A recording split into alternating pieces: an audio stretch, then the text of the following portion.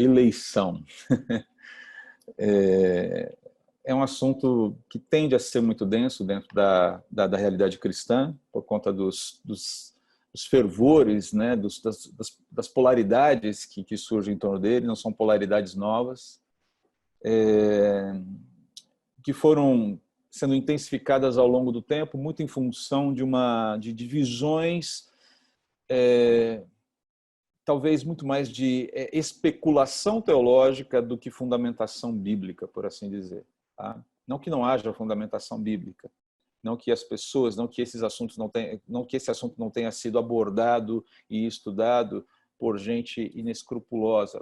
Muita gente foi, mas no passado a gente está falando de gente que adotou posições ou caminhos ou vias que extrapolaram um pouco, talvez, aquilo que a palavra de Deus revela. Né? Existe dentro da teologia um perigo muito grande de você tentar fechar modelos, de você tentar responder o todo do predicamento humano, dar resposta para todas as questões que Deus deixou em aberto. Vamos lembrar de Deuteronômio 29:29, há coisas que estão encobertas para nós. Então aqui eu quero de saída dizer para vocês o seguinte: nós não vamos resolver a tensão entre calvinistas e arminianos hoje. Esqueça, se você veio aqui com essa pretensão, eu não sou o cara. Eu sei de gente que gosta de resolver e se propõe a resolver, mas não resolve. Então nós não vamos resolver essa tensão. Nós vamos trabalhar biblicamente sobre o assunto eleição. Ainda que informando e trabalhando aqui e ali com alguns aspectos mais afeitos ao calvinismo e em alguns momentos mais afeitos a outras posições. Tá? Isso não quer dizer que a gente está defendendo um modelo. Nós estamos querendo ser bíblicos aqui. Então eu quero deixar bem claro para vocês isso. Tá bom? Para que não haja nenhuma espécie de desconforto ou de inquietação. Sei que entre nós há pessoas que têm um pendor mais calvinista, outros mais arminianos. Eu não quero bater em um lado e nem em outro, porque não me vejo nessa... Não é esse o meu papel, não é essa a minha intenção. Tá bom? Eu quero procurar ser bíblico. Para alguns, talvez a minha posição... A sua posição é muito em cima do muro. Não, ela não é em cima do muro. Ela procura ser bíblica. Ok? E se ser bíblico em relação a esse assunto é ser chamado de alguém que fica em cima do muro, então eu sou um gato especialmente especializado em andar sobre os muros. Ou estou ficando, tá bom? Muito bem? Ok? Alguma dúvida aqui sobre isso? Alguma inquietação de saída aqui que precisa ser tratada? Esse convênio para você está ok? Se alguém Eu estiver... começo dizendo que eu não faço ideia do que é isso que você está falando, Ok, Calvino e... A isso de certa menor forma... ideia do... Isso, de certa forma, ajuda a gente a conversar um pouquinho melhor sobre o assunto, Ana. Não se preocupe, não, tá bom? Eventualmente, lá na frente, a gente pode discutir um pouquinho mais essas posições, né? E por que elas são tão disputadas dentro da igreja.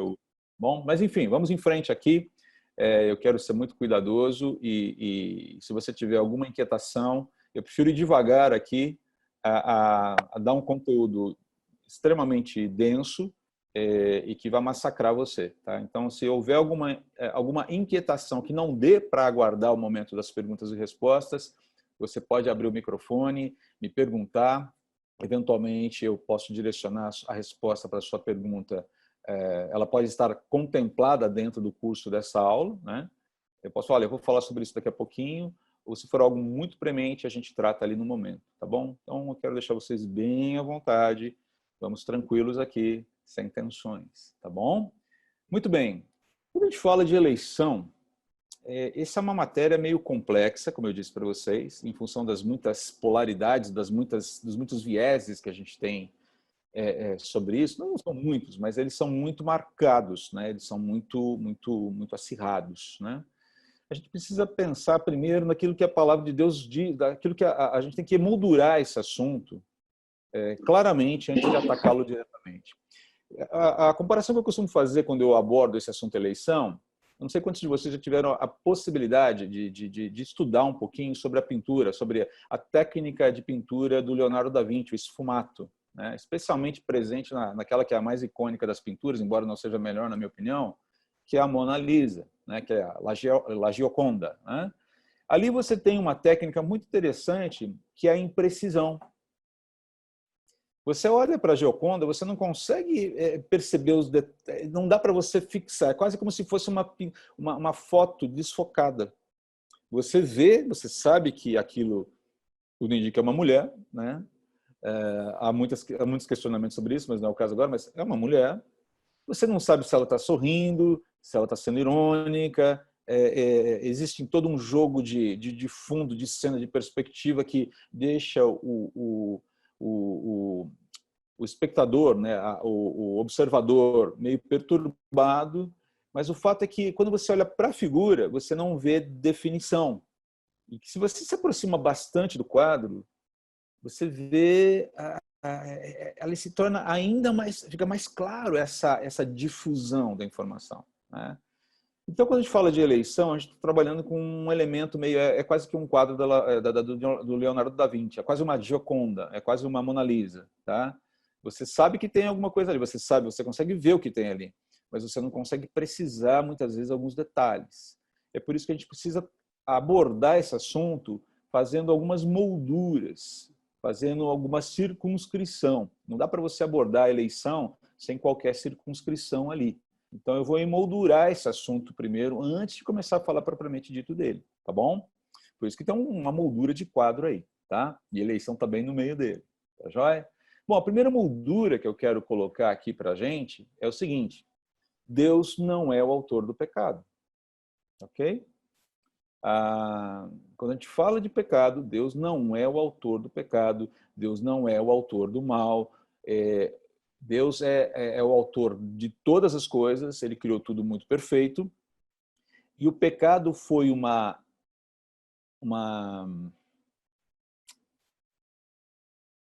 efeito colateral de uma escolha. Mas a escolha não é... A escolha, a possibilidade, a gente já falou sobre isso, né? A possibilidade da escolha do mal em si não é má, é o que define a liberdade do homem. Até porque nós falamos de um Deus que nos concedeu uma criação perfeita, com a despensa cheia, nada faltava. Então, você poder escolher algo que não deveria escolher é a definição mais perfeita de liberdade. Sendo que, junto com essa possibilidade de escolher o que não se deve escolher, você tem todo um universo de coisas acessíveis e permitidas, dadas pelo próprio Criador, ok? A gente já falou sobre isso lá em antropologia, né? Mas é bom a gente só relembrar isso aqui. Lembre-se que a gente está construindo aqui o nosso edifício teológico, as coisas estão interligadas aí. Então, Deus não é o autor do pecado. Vamos dar uma olhadinha aqui em textos que falam sobre isso, tá? Deixa eu abrir aqui o meu aplicativo.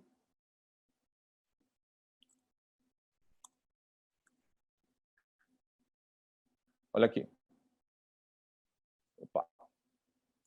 1 João 1:5.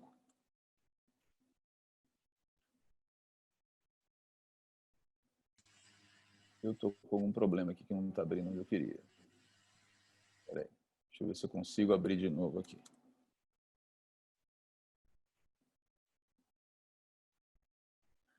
Vou ter que... O aplicativo está me dando um certo trabalhinho aqui. Desculpe, gente. Acho que agora vai. Ok. Muito bem. 1 João 1:5.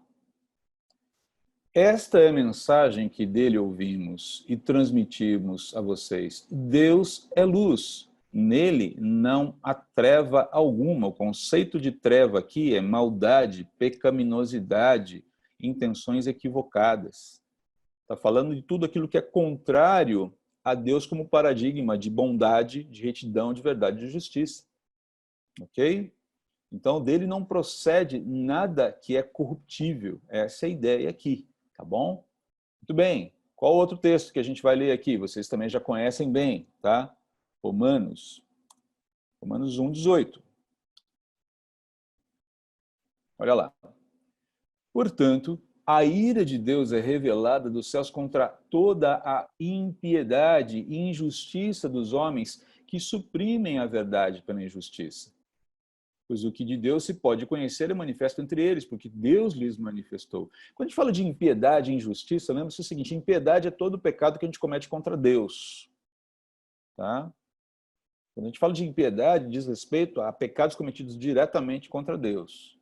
E injustiça diz respeito a pecados cometidos contra o próximo, mas que, em última análise, é contra Deus, ou são contra Deus. Todo pecado, no final das contas, é contra Deus, direta ou indiretamente, tá bom? Então, perceba que a ira de Deus é a manifestação da sua contrariedade contra todos esses atos de injustiça. Por que ele vai ficar irado se ele é o autor do pecado? Né? Mas a ideia é justamente isso, essa santidade, essa pureza, essa grandeza, essa ausência total de erro, de maldade. Ainda que seja conhecedor de todas as coisas, o mal não habita em Deus. Até porque o mal não é essencial. Né? Agostinho falava dessa vacuidade do bem. É isso que determina o que é mal. É isso que determina o que transparece como mal, como algo ruim. Né? É a ausência de alguma coisa que deveria estar ali. Embora muita gente discorde dessa posição, eu tendo a concordar com Agostinho. Eu acho que ele teve uma percepção muito clara aí das coisas. Né? 1 Tessalonicenses, capítulo 1. E aqui a gente precisa ler detidamente cada um desses textos para que a nossa moldura fique bem clara, tá bom? Vamos lá, 1 Tessalonicenses, capítulo 1, versículo 10. Vamos lá.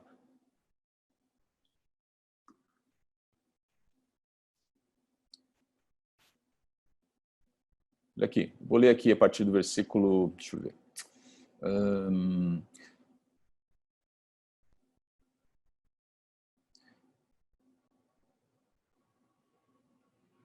Vou ler aqui a partir do versículo, metade do versículo 8. O resultado é que não temos necessidade de dizer mais nada sobre isso, pois eles mesmos relatam de que maneira vocês receberam, ou nos receberam, e como se voltaram para Deus, deixando os ídolos a fim de servir ao Deus vivo e verdadeiro, e esperar do céu seu Filho, a quem ressuscitou dos mortos, Jesus, que nos livra da ira que há de vir.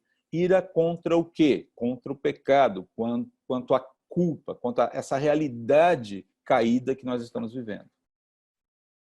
Tá? Então, há uma possibilidade de livramento. Então, quando a gente fala de que a gente fala da ira de Deus, a gente está falando que a justa ira de Deus está posicionado contra toda forma de impiedade e injustiça, como diz Romanos. Deus não é o autor do pecado e ele vai se vingar dessa situação.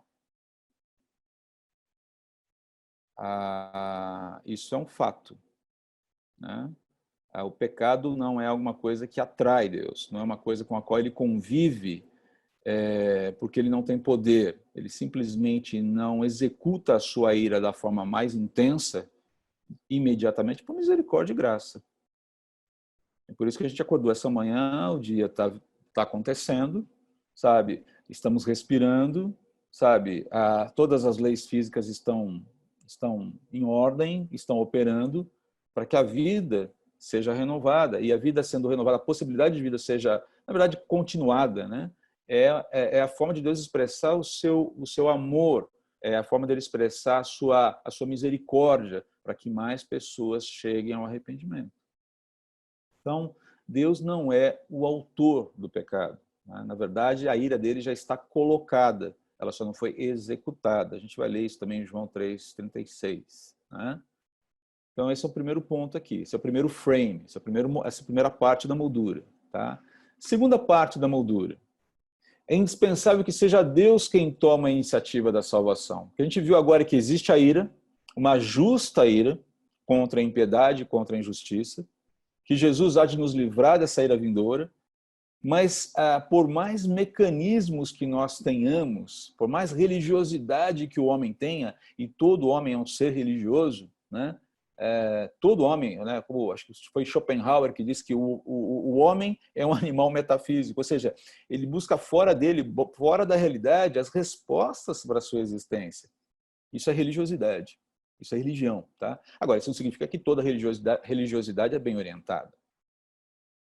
E basicamente o que a gente precisa entender, e a gente já falou um pouquinho sobre isso lá atrás, dando um exemplo, lembra que eu fiz aquela ilustração com a rainha da Inglaterra e a dignidade dela, ofensor e ofendido, aquela coisa toda? É basicamente isso. É indispensável que seja Deus quem toma a iniciativa da salvação. Isso já acontece em Gênesis, com Adão e Eva. A coisa já vem de lá de Gênesis. Então, logo o primeiro casal peca, quem vai atrás para resolver a situação? Deus. É ele quem resolve. Aquela tentativa patética de Adão e Eva de tentarem cobrir ali a sua nudez, né? Com folhas, né? Com vegetais. Você fala, não funciona. É necessário que haja sacrifício. Se houve pele de animais para cobrir os dois, é porque houve um sacrifício, houve derramamento de sangue, está implícito isso ali, né? Então, o que você vê é essa disposição, esse movimento de Deus. Vamos olhar em textos que falam sobre isso, tá? É importante que que isso fique bem claro para a gente. Vamos lá. Olha aqui. Efésios capítulo 1, versículos 3 a 6. Bendito seja o Deus e Pai de nosso Senhor Jesus Cristo, que nos abençoou com todas as bênçãos espirituais nas regiões celestiais em Cristo. Porque Deus nos escolheu nele antes da criação do mundo, para sermos santos e irrepreensíveis em sua presença. Em amor nos predestinou para sermos adotados como filhos, por meio de Jesus Cristo, conforme o bom propósito da sua vontade, para o louvor da sua gloriosa graça, a qual nos deu gratuitamente no amado. Quando você vê isso aqui é teologia da boa, né? É Paulo falando com todos os pingos que o movimento é de Deus, a intenção é dele, que a escolha é dele, que ela se deu fora do tempo. Opa, o que significa isso? A gente já vai discutir um pouquinho sobre isso daqui a pouquinho, tá? Porque Deus nos escolheu nele antes da criação do mundo. Imediatamente, esse antes de Paulo faz a gente parar para pensar que isso aconteceu no passado. E em relação à nossa existência, de fato, é passado. Mas em relação à existência de Deus, é passado? Essa é uma perguntinha importante. A gente já vai voltar para ela daqui a pouquinho. Mas o fato está claro aqui, que esse movimento vem do coração de Deus. Ok? Então, o primeiro ponto é esse. Vamos lá. Mas não fica só aqui. Deixa eu pegar aqui o próximo texto. Muitas janelas me fazem delirar aqui novamente. Tá? Vamos lá. João 6. Evangelho de João 6, 37 a 39. Vamos lá. Olha aqui. Hoje realmente eu estou apanhando aqui do meu aplicativo. Deve alguma mudança aqui? Ok. Olha só. Olha o que Jesus está falando nesse discurso, que é um dos mais contundentes de João. Inclusive, é depois desse discurso aqui que muitos discípulos abandonam Jesus. Tá bom? Olha aqui. Todo aquele que o Pai me der, virá a mim. E quem vier a mim, eu jamais rejeitarei. Pois desci dos céus não para fazer a minha vontade, mas para fazer a vontade daquele que me enviou. E esta é a vontade daquele que me enviou. Ele está falando aqui, veja bem, vamos lembrar, ele está falando aqui das funções trinitarianas, intratrinitarianas. No que diz respeito à ontologia, Pai, Filho e o Espírito são iguais. São as três pessoas da divindade e elas são iguais em termos de importância. Mas dentro da economia da Trindade, eles têm funções diferentes. Já falamos sobre isso em antropologia também, né? Como a bionidade, né? O casal, o homem e a mulher, a realidade do homem e da mulher, não necessariamente o casal casado, mas homens e mulheres, eles refletem essa triunidade. Né? A gente já falou um pouquinho sobre isso, acho que vocês devem se lembrar. Então, ele está falando dessa função que é própria do pai. Né? E o mais importante é isso, tudo aquele que o Pai me der. Isso está no coração do Pai. Isso vem do Pai. O Pai encaminha. E quem é encaminhado e chega a Jesus não é rejeitado.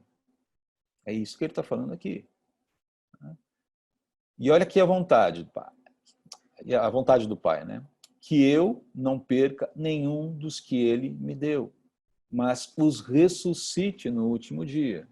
Já está começando a construir essa ideia de segurança que a salvação promovida por Deus nos dá. É importante que isso comece a ficar bem claro para a gente também.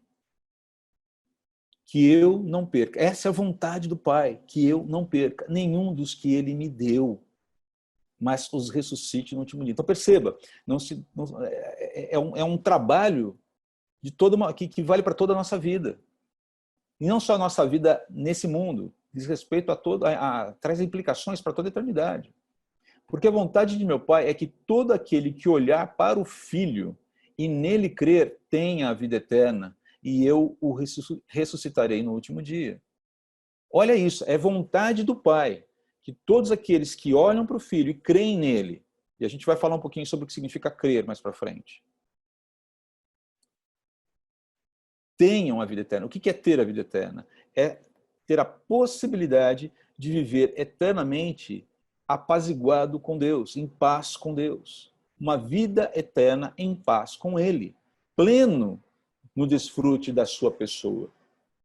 E aí vem a garantia de que eu ressuscitarei no último dia. Perceba que Jesus está falando aqui que uma vida completa não é uma vida sem corpo, não é uma vida incorpórea. Você vai para o céu e vai ficar lá que nem uma alma penada voando para lá e para cá. Não. Ele está falando que há essa garantia de que em algum momento no futuro o nosso corpo será revivido e esse corpo terá características diferenciadas do que tem hoje. Ele não estará mais sujeito à corrupção do pecado. Isso implica, gente, doenças, isso implica envelhecimento, isso implica uma série de coisas. Mas não se preocupem, eu acredito que a gente vai continuar comendo, desfrutando da boa mesa, tá?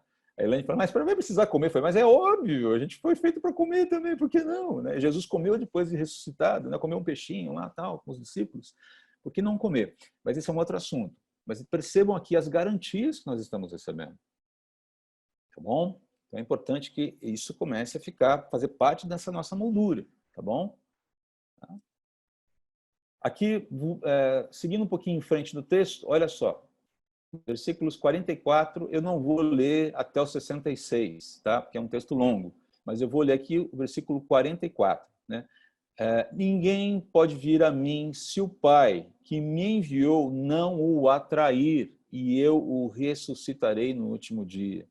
Então, basicamente, aqui o que a gente tem é que o movimento de crença, esse movimento da salvação, desse momento pontual da salvação, em que a conscientização do sujeito para com Deus, para com a sua realidade diante de Deus, é um ato que nós chamamos monérgico.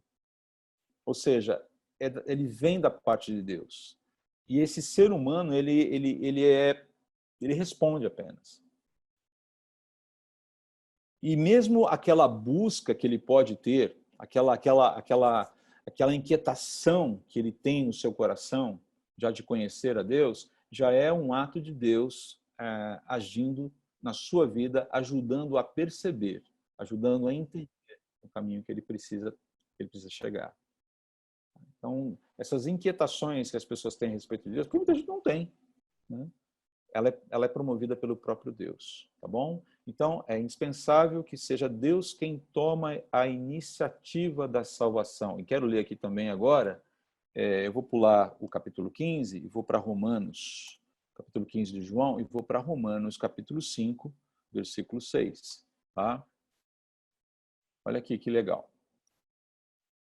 De fato, no devido tempo, quando ainda éramos fracos, quando falo no devido tempo, no tempo propício de Deus, naquilo que foi adequado para ele, naquilo que, dentro da realidade criada, ele falou, agora é o momento. Por que ele decide assim? Eu não sei, tá? Mas no devido tempo, quando ainda éramos fracos, Paulo está falando de si e de toda a congregação ali, de todos os cristãos reunidos em Roma. Quando ele fala congregação, A reunião dos santos, tá? Não necessariamente uma igreja local específica, mas de todos os santos, tá bom? Cristo morreu pelos ímpios. Ah, perdão, estou fazendo aqui uma análise. Deixa eu fazer uma correção aqui. Estava fazendo uma exegese errada desse texto, confundindo com outro texto, tá?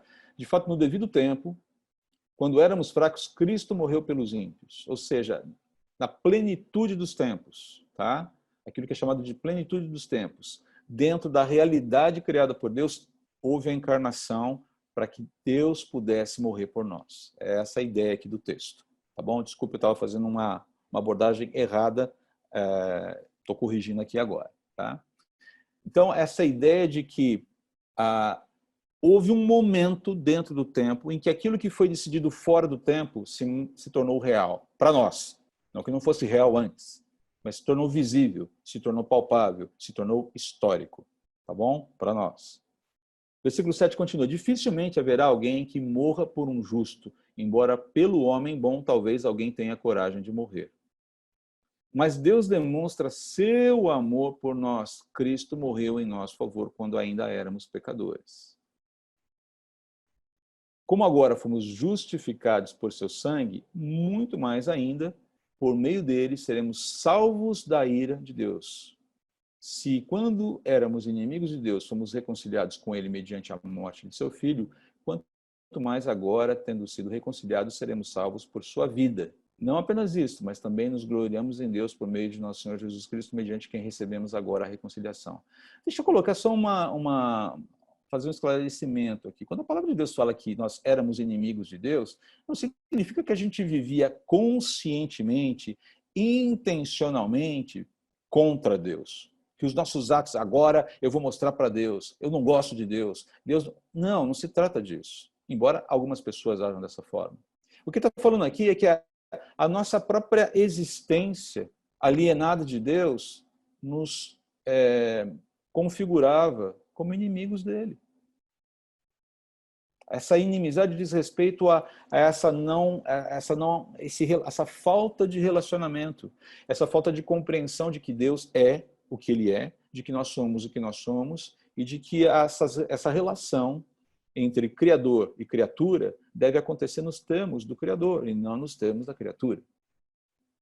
Então, quando a gente está fora dessa realidade, estar fora dessa realidade se configura como inimizade contra Deus.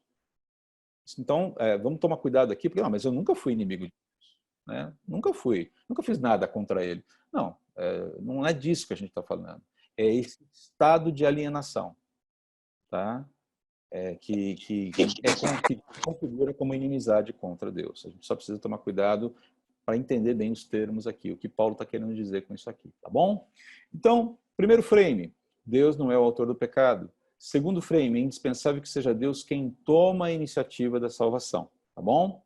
E a gente tem que lembrar o seguinte, né? Tudo que a gente viu até aqui, né? A eleição é uma bênção, é um movimento de Deus na nossa direção, e isso deve gerar gratidão, louvor e exaltação, não inquietação. Ok? Então, João 6, 37, 30 e 39, a gente viu isso, né? É Deus quem conduz alguém a Cristo. O Pai conduz alguém ao Filho. Tá bom? Isso está muito claro. Então, isso deve gerar na gente, a eleição, deve gerar na gente, não vaidade. Não fui eleito porque eu sou legal, porque eu sou bonito, ou não. Porque eu sou alto ou baixo, porque eu sou um coitadinho, porque eu sou uma pessoa muito... Não, eu fui eleito porque Deus, na sua soberania, entendeu que assim precisava acontecer. Eu sou digno de pena dele. E ele veio na minha direção e me estendeu a mão. Eu só peguei na mão dele. Ok? Muito bem. Primeiro frame, segundo frame. Terceiro frame. O homem é responsável por suas ações. Aqui a gente começa a lidar com essa tensão. Soberania de Deus, escolha de Deus e responsabilidade humana. Ok? Não tem jeito, a gente não pode fugir disso. O homem é responsável por suas ações, por suas decisões. Tá? Romanos, capítulo 3, versículos 12, depois eu vou ler o 23 também, que é um texto que a gente conhece bastante, né? Olha aqui.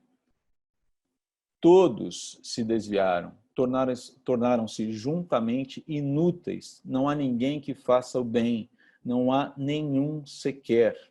Suas gargantas são um túmulo aberto, com suas línguas enganam, veneno de serpentes está em seus lábios, suas bocas estão cheias de maldição e amargura, seus pés são ágeis para derramar sangue, ruína e desgraça marcam os seus caminhos e não conhecem o caminho da paz. Aos olhos é inútil temer a Deus.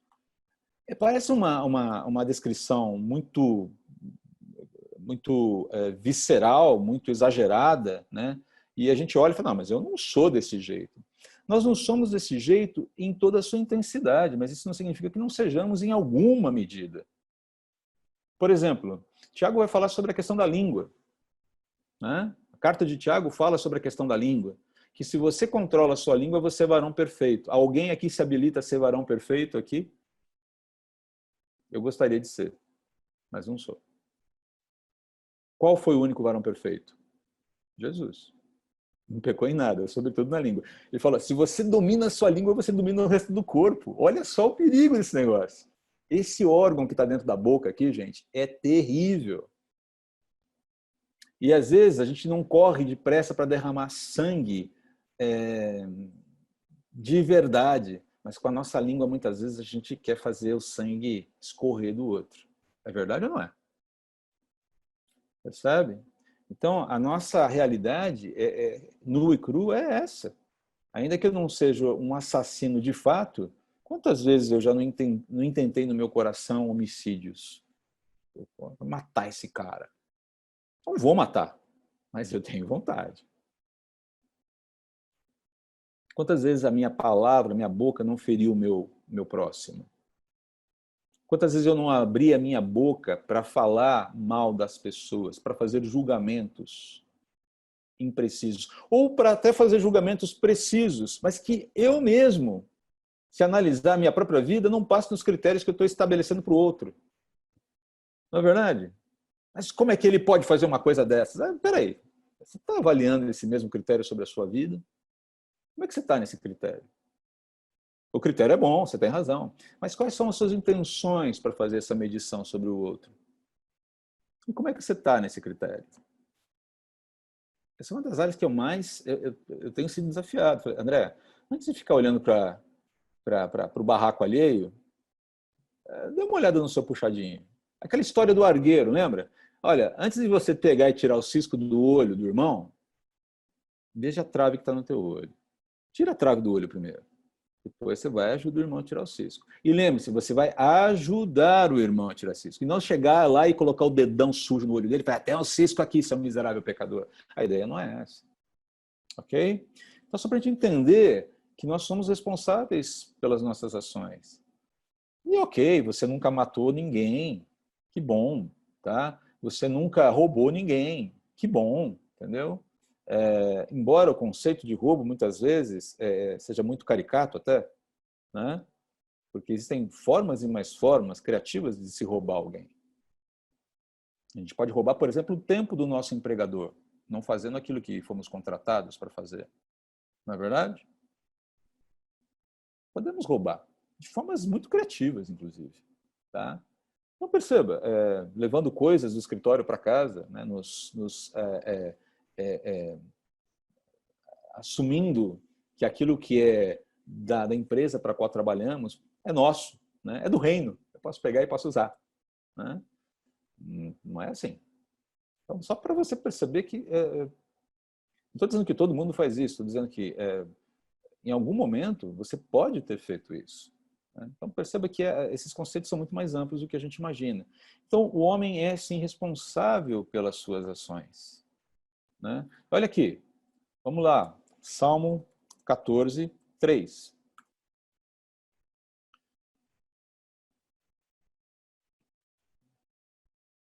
Não, eu vou pular esse texto, que é basicamente uma releitura do que a gente leu lá em Romanos. Vamos pular aqui para João, vai.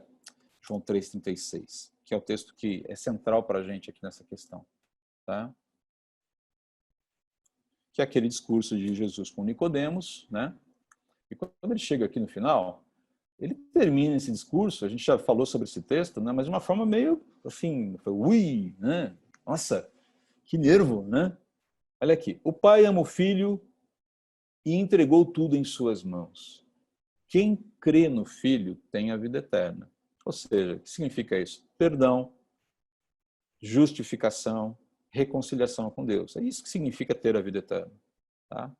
Paz com Deus, uma vida eterna com Ele.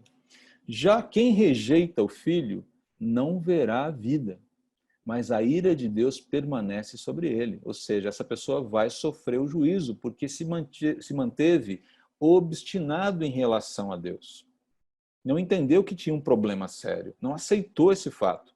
Ou se aceitou, ou se reconheceu, deu de ombros para isso e falou, olha, peanuts, né? Não quero nem saber, não vou me preocupar com isso não. Né?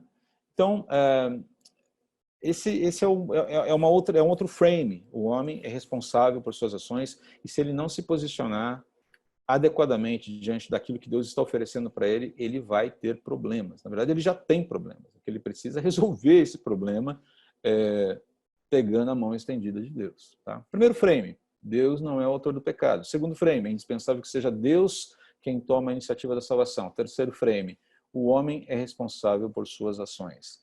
Quarto frame, as ações de Deus são baseadas em seu santo e sábio conselho. Quando a gente fala de decisões de Deus, muitas vezes as pessoas se inquietam.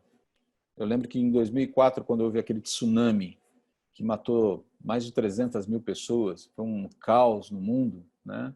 Muitos cristãos falavam que Deus, nós precisamos rever a nossa teologia, porque esse Deus não pode ser soberano e bom ao mesmo tempo.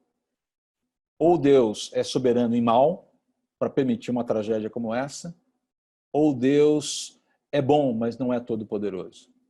Teve gente dentro do chamado gueto evangélico que começou a defender essa posição. Nós precisamos reescrever a nossa teologia. E embora a teologia deva ser escrita a lápis, como muitos estudiosos dizem, os fundamentos da teologia não são negociáveis. Não podem ser. Os fundamentos, os dogmas da teologia são inegociáveis. Uma delas é a soberania de Deus e a sua bondade, o seu caráter. Ok? Então, quando a gente fala de propósitos de Deus, nós estamos entrando num terreno muito misterioso aí. Porque os desígnios de Deus não estão completamente expostos para a gente. Relembro Deuteronômio 29 e 29. Há muitas coisas que nos estão encobertas. E nos são encobertas porque Deus, talvez nós não tenhamos capacidade de compreender a dimensão desses desígnios. Não é porque eles não existam, não é porque eles não foram expostos para a gente, mas Deus não os expôs porque na próxima semana eu vou fazer a pregação sobre um texto em que os discípulos estão clamando por uma resposta ou estão numa expectativa de uma ação de Deus numa determinada situação. E Jesus dá uma resposta desconcertante para eles e emenda uma pauta diferente ali. Né? A gente vai discutir sobre isso, vocês vão perceber que muitas vezes a gente age da mesma forma. Tá? A gente quer entender Deus e mais, a gente quer entender Deus encaixando Deus nos nossos quadrados, né? Nas nossas caixinhas aí. Não funciona assim, tá bom? Vamos dar uma olhadinha aqui em Gálatas, capítulo 1, versículos 15 e 16. Olha aqui. Mas Deus, Paulo falando dele mesmo, né? Se apresentando como alguém que tem autoridade no seu apostolado, né? Lembrando que ele está ali meio que chateado com os Gálatas, porque os caras estavam caminhando muito bem e começaram a desviar para um caminho de religiosidade, muito influenciados pelos judaizantes, que estava deixando a graça de lado para abraçar uma religiosidade oca. Né? Mas, enfim, ele fala assim, olha, mas Deus me separou desde o ventre materno e me chamou por sua graça. Quando lhe agradou revelar o seu Filho em mim, para que eu o anunciasse entre os gentios, não consultei pessoa alguma. Tampouco subi a Jerusalém para ver os que já eram apóstolos antes de mim, mas de imediato parti para a Arábia e voltei outra vez a Damasco. O que Paulo está dizendo aqui é o seguinte, é interessante isso, porque ele está falando aqui que ele foi separado desde o ventre materno, foi chamado pela graça de Deus, mas quando agradou a Deus revelar seu filho em mim, a coisa começou a acontecer. Vamos lembrar o seguinte, por que Deus não poupou, por que Deus não adiantou esse evento de encontro com Paulo para que Estevão, por exemplo, pudesse ser poupado? Já parou para pensar nisso? Paulo está falando aqui, ele foi escolhido desde o ventre materno. Olha aqui. E foi chamado pela graça. Quando agradou a Deus revelar seu filho em mim. Isso aconteceu depois da morte de Estevão, por exemplo. Isso aconteceu depois de perseguição à igreja. Depois de aprisionamento dos santos. Paulo estava com sangue nos olhos. Vocês se lembram disso? Capítulos 1 a 8 de Atos. Na verdade, mais ali a partir do capítulo 6. Capítulo 6. Você vê lá um sujeito que é bope, né? Ele é caveira, né? Assim, era escalão, era a tropa de elite ali dos fariseus, e o sujeito ia para cima, ia para as cabeças. E aqui, aos Gálatas, ele está falando que desde antes, desde lá de trás. Ele fala, puxa, Senhor, mas por que o povo de Deus teve que sofrer tanto na mão desse cara? Por que teve que haver um mártir em Atos capítulo 7? Eu não sei. Eu não sei. Mas os desígnios de Deus foram obedecidos, foram cumpridos, foram atendidos. Deus foi honrado nesse processo de perseguição. Deus foi honrado com a morte de Estevão. E Deus pode ser honrado com a fragilidade das nossas vidas diante do Covid-19. E parece que isso traz algumas luzes para a gente. Puxa vida, será que a gente não está tentando, a gente não está idolatrando a nossa saúde, a nossa vida, além do que deveria idolatrar? Aliás, além do que deveria cuidar? Cuidado com a sua vida e com a sua saúde é uma coisa, idolatria é outra. Só um questionamento aqui. Desígnios de Deus. Então, esses são os frames aqui. Entendam que, quando Paulo fala isso aqui, né, quando ele está falando que mas Deus me separou desde o ventre materno e me chamou por sua graça, ele está falando que a eleição, né, associado a Efésios, texto que a gente leu também, a eleição ocorre nos domínios da mente de Deus fora do tempo. Paulo está falando que ele foi eleito, que ele foi escolhido antes do seu nascimento. Em Tiago 1,18, tá? A gente vai ver aqui em Tiago 1,18, que nós somos gerados pela vontade de Deus. Deixa eu aqui abrir para você, Tiago. Cadê Tiago 1,18? Olha aqui.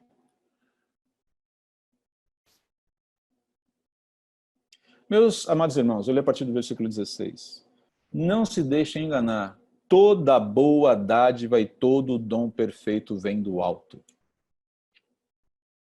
descendo do Pai das luzes, que não muda como sombras inconstantes. Você está falando que em Deus não há variação, Deus não muda de ideia, Deus não é inconstante, Ele não é volúvel. Por sua decisão, Ele nos gerou pela palavra da verdade, a fim de sermos como os primeiros frutos de tudo que Ele criou. Essa ideia de que nós somos gerados pela vontade de Deus através da palavra da verdade, ou seja, daquela vindicação da verdade. Lembra-se do papo de Jesus com Pilatos ali na Fortaleza Antônia? Ou no Pretório, acho que foi no Pretório, estou confundindo aqui os lugares. Por essa razão eu vim ao mundo, para dar testemunho da verdade. Aqueles que são da verdade me ouvem. Muito bem. Então, o que a gente está falando aqui de desígnio. Então, percebam, vamos lá, recapitular aqui os frames, porque isso aqui é importante para a gente. Sei que a gente está gastando um tempão com isso, a nossa aula está quase terminando, E salvação você vai perceber que vai ocupar um espaço maior da nossa agenda aqui, porque esse assunto é extremamente importante e ainda mais nos dias de hoje, em que as pessoas acham que tem um conceito muito vago, muito impreciso e muito banal do que seja salvação. Tá? Então, por isso que a gente está falando com todos os cuidados aqui. Primeiro frame, Deus não é o autor do pecado. Segundo frame, é indispensável, ou segunda moldura, é indispensável que seja Deus quem toma a iniciativa da salvação. Terceira parte da moldura, as ações, o homem é responsável por suas ações. E a quarta parte, essa ordem aqui, ela poderia ser, não é uma ordem específica, tá? Mas a gente está construindo uma ideia. Tá? E a quarta parte da moldura, as ações de Deus são baseadas em seu santo e sábio conselho. Ok? Há dimensões de pensamento de Deus que nós não acessamos. Perfeito? Muito bem. Dito isso, tendo isso em mente, tá? O que é o significado de eleição? Sinteticamente, né? Resumidamente. Num sentido mais amplo, né? É um termo que está designando que algo ou alguém tá, para o cumprimento de um papel específico.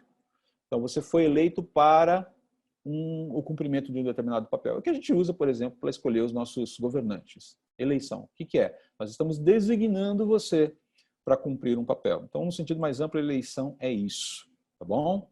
É escolher alguém para designar, ou escolher algo ou alguém para designar para o cumprimento de um papel, para o cumprimento de uma ação, de uma missão. Tá? Num sentido mais restrito, a eleição ela é a escolha divina, soberana e atemporal, esse termo para a gente é importante, das pessoas a quem Deus haveria de salvar, também pensando numa missão. Nós não fomos eleitos por acaso. Existe um propósito, existe uma agenda, existe uma pauta. Vou lembrar aqui de um texto que é muito, a gente, inclusive, eu vou ter uma música que há muito tempo a gente não canta, e que eu gosto muito dela. Deixa eu só abrir aqui o texto para você, você vai lembrar. Deixa eu ver aqui, eu vou conseguir abrir direitinho. Hoje eu estou apanhando horrores esse aplicativo. Eu não sei o que aconteceu aqui, mas vamos lá. Devagar a gente chega lá. Vê? Opa, cadê? Olha aqui. A gente quer fazer surprise, surprise, né? Fica mais fácil a gente mencionar o texto aqui, que o pessoal já lembra. Né? Olha aqui. 1 Pedro 2, 9 e 10. Vocês, porém, são geração eleita. Opa, que legal, né? Sacerdócio real. Uau! Sacerdotes santos, todos somos sacerdotes. Nação santa. Povo exclusivo de Deus. Nossa, cara, o pedigree é bom, né? Uau! Tô quase, né? Beijando um ombrinho já, né? Vai com calma aí, amigão. Primeiro, lembre-se que, né? Fomos eleitos, fomos escolhidos. Agora, olha aqui, para anunciar as grandezas daquele que nos chamou das trevas para a sua maravilhosa luz. Deus nos chamou para contar a sua história, para anunciar a sua história, para anunciar a sua pessoa, para anunciar a sua oferta de reconciliação. E ele está falando, olha, antes, aí para baixar um pouco a bola, né? Antes vocês nem sequer eram povo, mas agora são povo de Deus, pelos méritos dele. Não haviam recebido misericórdia, mas agora receberam. Ou seja, ninguém chegou lá porque é bonzinho. Por mais bonzinho que seja, você chegou lá porque Deus te escolheu e te regenerou através da obra de Jesus na cruz. Tá? Então, isso é o significado de eleição. Tá? Deveria ter colocado, ainda bem que eu lembrei do texto de 1 Pedro 2, 9 e 10 aqui, como um texto que ilustra bem esse sentido mais restrito. Porque aqui, nessa descrição, ela está um pouquinho incompleta, sim. Também falta, a gente fala de propósito, tá bom?